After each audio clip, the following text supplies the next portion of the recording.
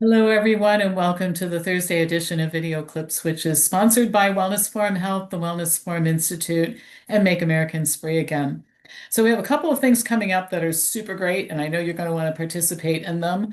One is called The Care and Feeding of Every Body Part from Your Brain to Your Toes. We're going to talk about how to take care of it so you can keep all of your body parts until one fine day when you're 100 years old, you just go to sleep one night and you don't get up the next day. I don't know about you, but that's the way I'd like to go. So if you're interested in that, that will take place on September 8th and 9th. And of course, we'll record it in case you can't join us live. The other thing is our boot camp is coming up in September. 6 weeks of daily classes, all filmed, so you can watch them anytime.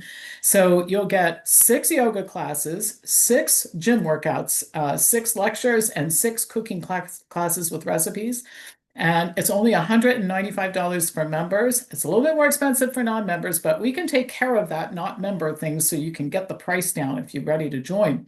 So don't miss it. It's going to be absolutely unbelievable. First time we've done something like this, but what I'm hoping will happen is it will get people in the habit of paying attention to their health in an organized way every day, 4 days a week for 6 weeks. All right, so I have some great news for you. Last week, I talked about our matching funds campaign. We have a donor who said, if you raise five, I'll give you 5,000. Today, as of right now, we're at $4,290, just $710 to go, only in a week, right? So it'll become 10,000 if we just fill in that $710 gap, and I know you guys will come through. Also consider being a regular monthly donor because even small amounts of money add up so much. If everybody in our database gave us $5 a month, I would sleep like a baby at night and I would not worry about money anymore. So think about doing that. Also, buying things from Wellness Forum helps because I'm still running 2 organizations with one company's income. I have to tell you, it's stressful. I'm not ready to quit or give up or anything like that. I don't want you to get the wrong idea, but I could use some relief there too. Let's put it that way. So anytime you buy food bars or memberships or boot camps or whatever, it does help NAFA indirectly. So anyhow, let's get to the news. I want to share something with you that I think is important. The American Academy of Pediatrics, once again, is demonstrating its loyalty to its sponsors, the drug and vaccine makers. On August 19th, just a few days ago, the AAP recommended that all children ages 6 to 23 months should get the COVID jab, regardless of prior infection or immunization. The only exceptions would be babies and children who have a history of severe allergic reaction to a vaccine ingredient. The AAP justifies this ridiculous recommendation by stating that infants and young children are at, quote, high risk for severe COVID-19. This statement is patently false. It's easy to refute. But the AAP recommendation is also in direct conflict with the CDC's recommendations. Even the CDC, which is rabidly in favor, generally speaking, of vaccines, has backed off of this for babies and small children.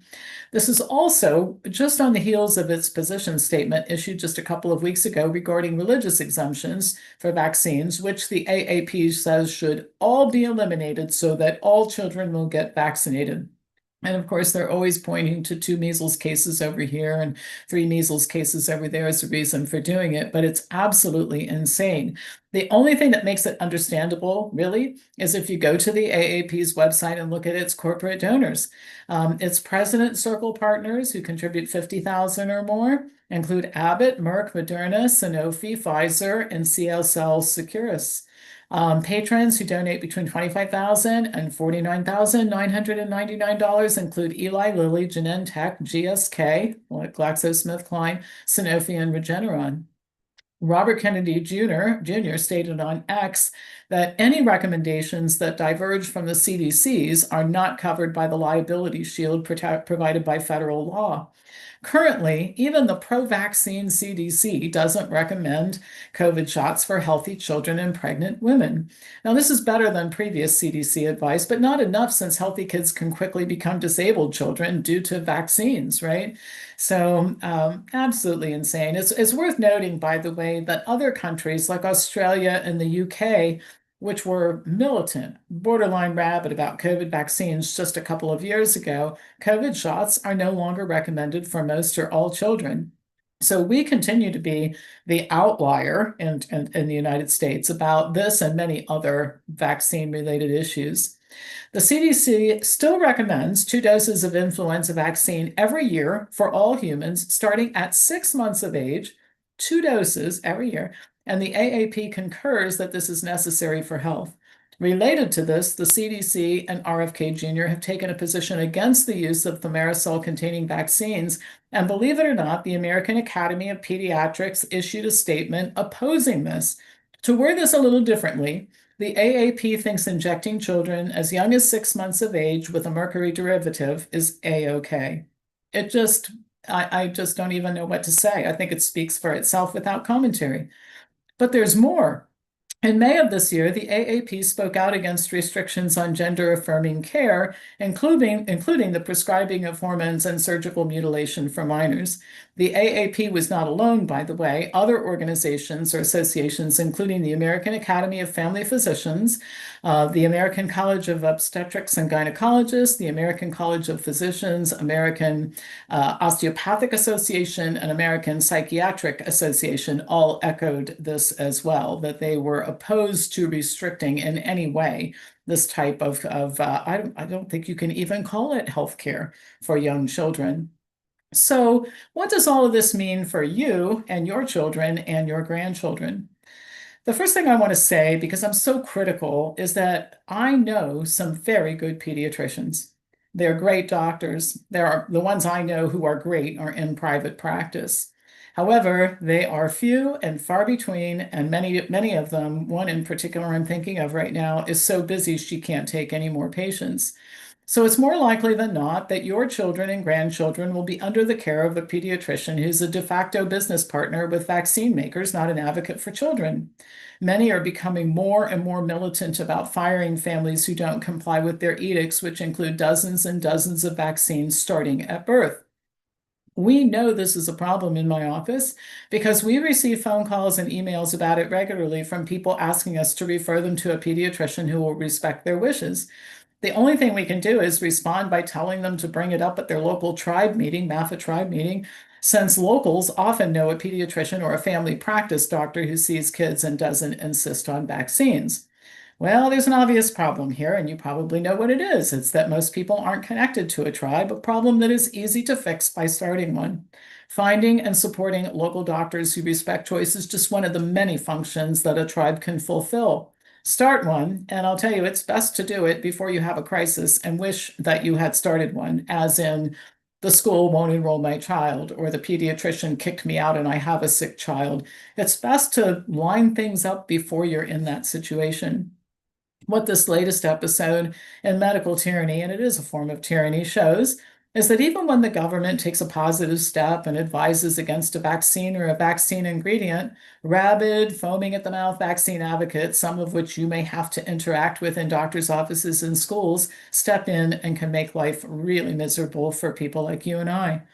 I think we should be encouraged by some of the things that the good guys are trying to do. But I also think that it's really perilous to get lulled into complacency thinking that all of our problems will go away without more active participation. So the way to solve it, I think it's very obvious. We have to gather, we have to get force through numbers, we have to build and grow, we need money, we have to sue, we have to create an alternative to what's going on out there. And the alternative in the case of where do you take your children is a sympathetic or understanding or on our side pediatrician or family practice doc that you probably won't find out about because they don't put a Facebook notice up saying, hey, I won't push vaccines if you want to bring your children to me. That's a sure way to get the medical board to come after them. So that's why it's sometimes not so easy to find people. They don't want people, really, the broad population, to know because of some of the enforcement that they might be subjected to. So this is a good time, if what I've said bothers you a bit, to reconsider or to consider starting a tribe. It's easier than you think, and I promise it'll be the best decision you ever make. And I'll circle back to money. If you have some, give it to us, because fighting this battle for people who've been harmed by medical tyranny is endless, and it does take some money. So I always appreciate any money you give to us, and thank you for your support and for your confidence in our ability to help fix this very pervasive problem that's going on for decades and doesn't get fixed easily. It takes a long time to unravel something that's been going on for such a long period of time. All right, that's it for today and for this week, actually. As usual, pass this on to other people. That's one of the best ways to spread the word is send videos that you find provocative and informative to other people you know and get them to sign up so they can hear from us every week too. And I'll be back to you next week with more news. Thank you so much for watching.